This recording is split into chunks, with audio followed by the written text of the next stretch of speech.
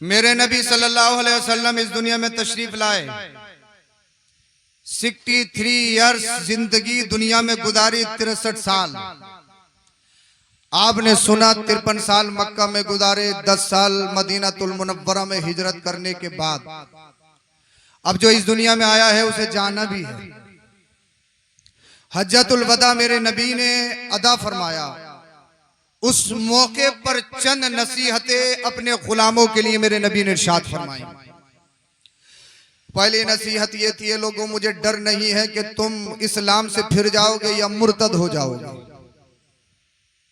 मुशरिक हो जाओगे, इस बात का डर नहीं है। डर सिर्फ ये है कि तुम माल कमाने में एक दूसरे से बहस करोगे। डर यह है कि तुम आपस में हसद करोगे, तासुब करोगे और माल की हवस में अपने भाई से आगे बढ़ने की कोशिश करोगे। और मेरे नबी ने इरशाद फरमाया, लोगों नमाजों की पाबंदी करना, नमाज किसी भी हाल में मत छोड़ना। मैदान अराफात में ये खुतबा इरशाद फरमाया मेरे नबी ने। जिस नबी के नवासे का जलसा सजा रहे हो, जिस हुसैन आजम का जलसा सजाने आए हो, इस जिक्र पाक में आए हो, उन्हीं के नाना ने अपना आखिरी खुतबा इरशाद फरमाया हज्जतुल वदा के मौके पर। ये लोगों ऐसा हो सकता है कि इतनी तादाद में इस तरह से हम दोबारा ना मिल सके। कुछ सहाबा समझ गए, मेरे नबी ने जब इरशाद फरमाया हो सकता है दोबारा ना मिले, तो मतलब यह है कि शरीयत कंप्लीट हो चुकी है, अब कुरान कंप्लीट हो चुका है, मेरे नबी के इस दुनिया से जाने का वक्त करीब आ गया है। तो मेरे नबी ने अपनी कौम को, अपने गुलामों को चंद वसीयत दी। पहली वसीयत ये थी, दूसरी वसीयत के नमाज पाबंदी के साथ पढ़ना। तीसरी वसीयत ये थी कि अपनी औरतों के साथ हुस्न सुलूक करना। अच्छा समझ में आ रहा है आप लोगों को? आ रहा है ना? तो बोले जरा सुभान अल्लाह। मैं बहुत जल्दी अपनी बात शुरू करके खत्म करूंगा। तीसरी वसीयत ये कि अपनी खवातीन के साथ, औरतों के साथ अच्छाई से पेश आना। और सुनो, चौथी वसीयत ये है, तुम लोगों में दो चीजें छोड़ के जा रहा हूं, बोलिए जरा सुभान अल्लाह। अगर तुम हिदायत पर कायम रहना चाहते हो, अगर तुम हौज़े कौसर पे मुझसे मिलना चाहते हो, तो तुम्हारे दरमियान दो चीजें छोड़ के जा रहा हूं, उन दोनों को मजबूती के साथ पकड़ना होगा। वो दोनों चीजें क्या है? पहली चीज किताबुल्लाह, अल्लाह की किताब कुरान है। बोलो जरा सुभान अल्लाह, बोलिए इश्क में मचल के बोलिए जरा। तुम्हारे दरमियान अल्लाह की किताब कुरान करीम छोड़ के जा रहा हूं, मजबूती से पकड़ना। अब मजबूती से पकड़ने का क्या मतलब है? मजबूती से मतलब क्या है? कुरान पकड़ने का मतलब क्या है? क्या कुरान शरीफ सिर्फ बरकत के लिए, तावीज के लिए? क्या कुरान शरीफ सिर्फ मकान बनाने के लिए? क्या कुरान शरीफ सिर्फ कब्र पर सूरह बकरा किसी से पढ़वाने के लिए? क्या कुरान शरीफ सिर्फ तीजे के लिए है, 10वें के लिए है, 20वें के लिए है, 40वें के लिए है, या मैयत किसी की हो जाए तो इसाले सवाब के लिए है?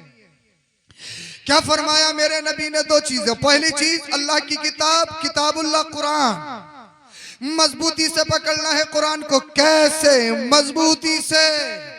हम मजबूती से कैसे पकड़े हुए हैं? अगर किसी का इंतकाल हो जाए तो कुरान की पेठी मस्जिद से उठ के आएगी, तिलावत करवानी है, क्योंकि हमें अपने मुर्दे को बख्शवाना है। तीजा हो तो कुरान पढ़वाना है, 10वां हो तो कुरान खानी करवानी है, 40वां हो तो कुरान खानी करवानी है, किसी दुकान की ओपनिंग हो तो कुरान खानी करवानी है, कोई परेशानी हो तो कुरान खानी करवानी है।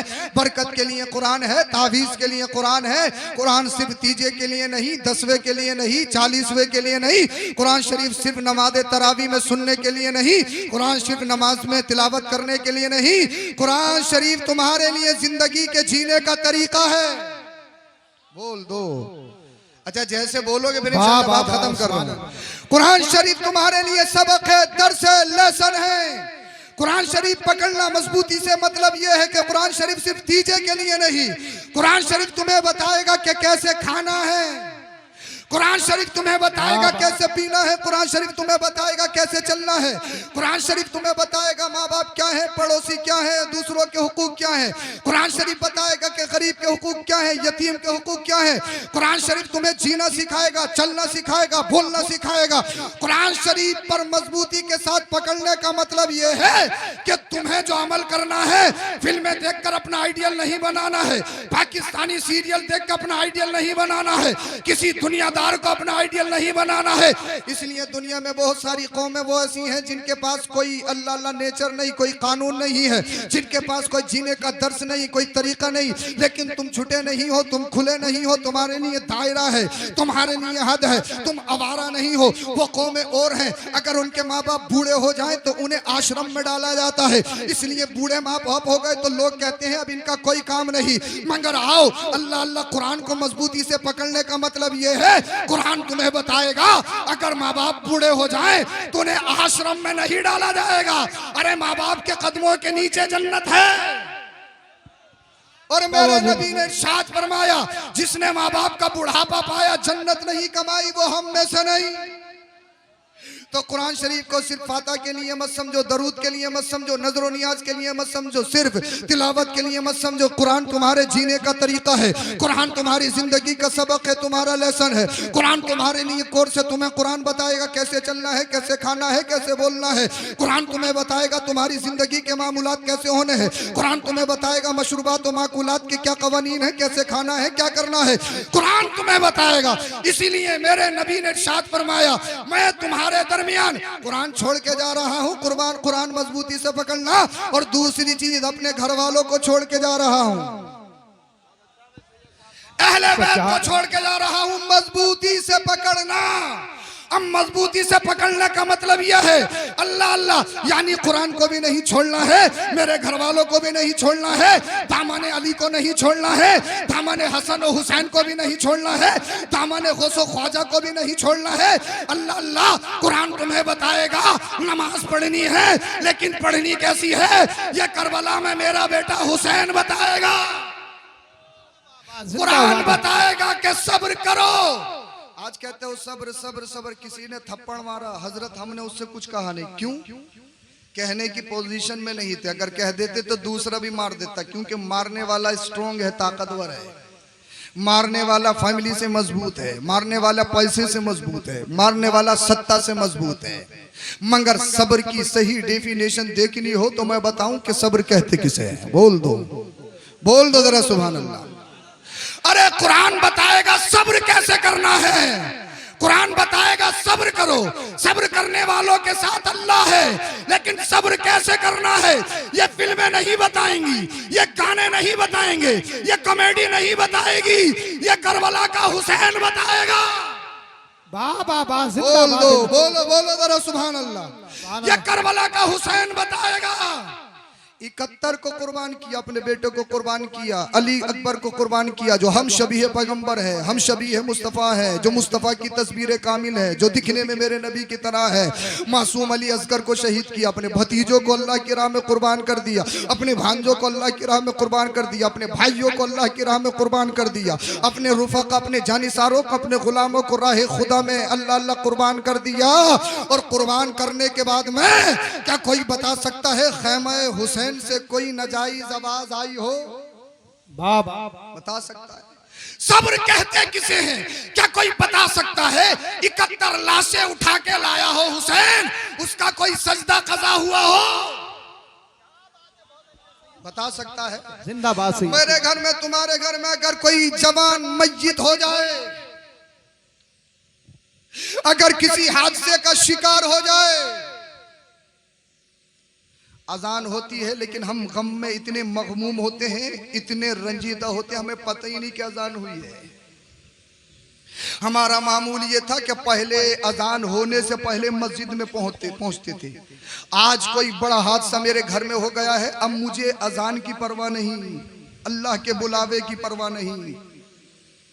तो ये सब्र नहीं, सब्र की सही डेफिनेशन करबला में है। बोल दो क्या बात। सही डेफिनेशन करबला में है। अल्लाह अल्लाह। बोलिए जरा सुभान अल्लाह। मुफ्ती साहब जा रहा है, इंशाल्लाह मैं भी तकरीर खत्म करने वाला हूँ। इंशाल्लाह फजर तक बोलूंगा, इन्हें फजर की नमाज पढ़ा के जाऊंगा आज इंशाल्लाह। पढ़ोगे फजर की नमाज? अरे पढ़ोगे? अच्छा नमाज से क्यों घबरा रहे हो? मुसलमान नहीं हो क्या? खाली गोश्त खाने वाले थोड़ी हैं, सिर्फ हुसैन पाक के नाम की मजलिस सजाने वाले नहीं हैं। हम सच्चे पक्के हुसैनी बनेंगे इंशाअल्लाह। जिंदाबाद जिंदाबाद। आप सब ऐसे बैठे रहेंगे, आप सब ऐसे बैठे रहेंगे। मुफ्ती साहब जा रहे हैं, उनको जाने दीजिए। ये हमारे घर का प्रोग्राम है और तकरीर करना मेरा कोई जरूरी भी नहीं है। ये तो हजरत ने, मेरा इरादा तो ये था कि डायरेक्ट सलाम होगा और दुआ होगी। हाँ, मगर आप सबकी मोहब्बत, हजरत की मोहब्बत, अल्लाह पाक आप सबको सलामत रखे। जी जी जी सुभान अल्लाह। और जब नईम साहब स्टेज पे हैं तो ये सोने थोड़ी देंगे तुम्हें, ये अपने आप को खुद 8वां अजूबा बताते हैं। नहीं, बात कोई नहीं बताई जाएगी, टाइम नहीं है। बात सिर्फ इमाम हुसैन की बताई जाएगी। बोल दो जरा सुभान अल्लाह। सुभान अल्लाह। सब्र अगर सही देखना है, सब्र का सही मफहूम और माना, डेफिनेशन तो करबला में देखो। हुसैनियों, दुनिया वालों को बताओ, हम सिर्फ 10 मुहर्रम के हुसैनी नहीं है, एक दिन के हुसैनी नहीं है। इसलिए कि सिर्फ मुहर्रम या 10 मुहर्रम हुसैन का नहीं, हर महीना हुसैन पाक का है। वाह वाह वाह सुभान अल्लाह। हर लम्हा हुसैन पाक का है, हर रात हुसैन की है, हर दिन हुसैन का है। जी जी जी। दुनिया वालों को बताओ, हम सिर्फ नाम के हुसैनी नहीं, काम के हुसैनी है। काम के हुसैनी है। सुभान अल्लाह। हम सिर्फ जबानी हुसैनी नहीं है, 10 मुहर्रम को या हुसैन के नारे लगाने वाले नहीं, सिर्फ हरी पट्टी बांध के या हुसैन का नारे लगाने वाले नहीं, हम अमली हुसैनी हैं। वाह वाह वाह सुभान अल्लाह। हम अमली हुसैनी हैं। सब्र कहते किसे हैं? अल्लाह अल्लाह। छोटे बेटे का लाशा पड़ा है, बड़े बेटे का लाशा पड़ा है, मुझे बताओ तो सही। भांजे पड़े हैं, भतीजे पड़े हैं, भाई पड़े हैं,